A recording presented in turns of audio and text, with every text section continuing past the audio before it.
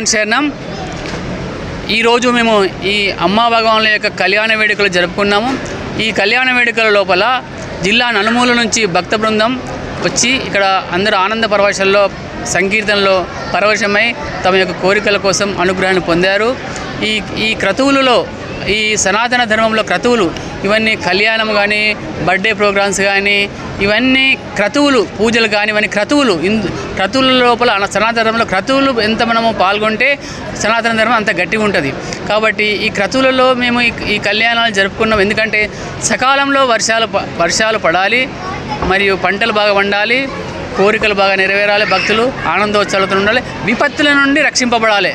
ప్రతి ఒక్క జనం అంతా సకల జీవరాశులు నాటే పబ్లిక్ సకల జీవరాశులు గిట ఈ విపత్తుల నుంచి రక్షింపబడాలని చెప్పేసి మేము ఈ ప్రార్థనలు చేశాము. మరి ఇంకోటి, ఈరోజు మాకు ఎంతో భక్త బృందం వచ్చి ఈ ఆనంద ఉత్సవాల్లో పాల్గొన్నారు. మన కీర్తనలో మాకు అందరినీ ఆనందోత్సవంగా చేశారు. రవీందర్ మహేందర్ పాడి నాని దానికి సహకారం చేశారు.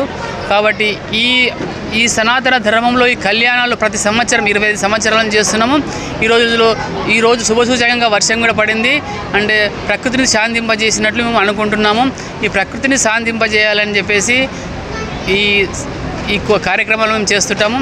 సంవత్సరానికి బర్త్డే ప్రోగ్రామ్ చేస్తాము, కళ్యాణాలు చేస్తాం, మళ్ళీ విశ్వగురు ప్రోగ్రాం చేస్తున్నాము, మరియు సంవత్సరానికి 4 హోమాల్లో పాల్గొంటాము.